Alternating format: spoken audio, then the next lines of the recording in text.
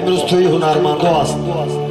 همه هنرمندا صنعتکارای بزرگ تاجیکستان در اینجا حضور دارند. روح ارواح استاد ظفر ناظم، استاد آدینه هاشم، استاد بای محمد نیازов، عبدالله نظریف، استادای صنعت روحشان شاد باد، جاشان جنت باد، گورشان پردور باد که اینا برای ملت ما گنجینه بودن و زنده هاشان خدا عمر دهد. و همه هنرمندایی که به مردم خدمت میکنن تنصیحاتی خانه آبادی از درگاه خدا طلب داریم. خدا وطن ما همیشه تنجی امانی ارزانی است. همین خیلی باشد الهی خدا تی باشد این وطن که ما هر کدام ما با فرزندان و با خانه درام و همدیگر را هرگز در این دنیا گم نکنیم. بار دیگر خوش آمدید مهمانای عزیز.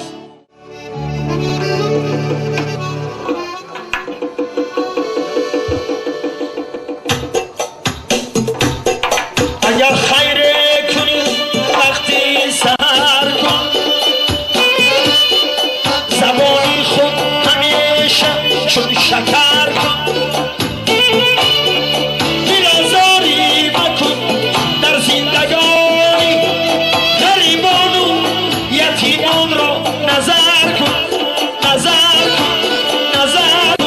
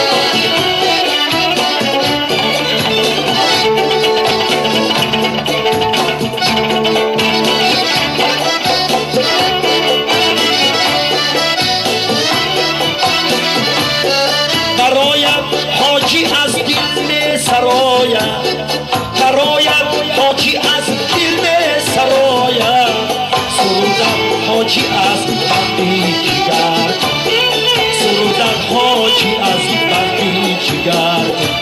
پدر رو حاجی سر، پدر رو حاجی سر، حاجی سر، حاجی سر.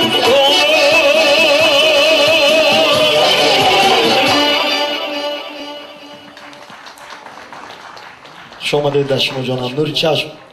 الهی آمین. شیرین حیات، منزل برکات بر محمد صلوات. عاقبتی بخیر، ایمانی به سلامت. تکیه به ذات پاکی پروردگار یگانه.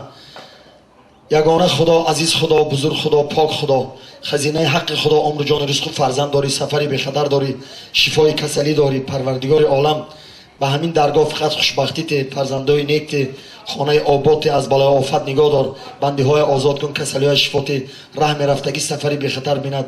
خداوند رای دربدگی و خبری نیک بیاد. خدا وطن ما تنجی امانی ارزانی، خلق ما بای شود. پروردگار پادشاه ما امام علی رحمان عمرش دراز شود، به امرای مردم تاجیک خدمت کند. خدا خواهد ان شاء الله. حسن علی جان با عکس جان فرزنداشون روزای نیک ببینن. ربنا آتنا فی الدنیا حسنه فی الاخره حسنه و قنا عذاب النار برحمتک یا ارحم الراحمین. الله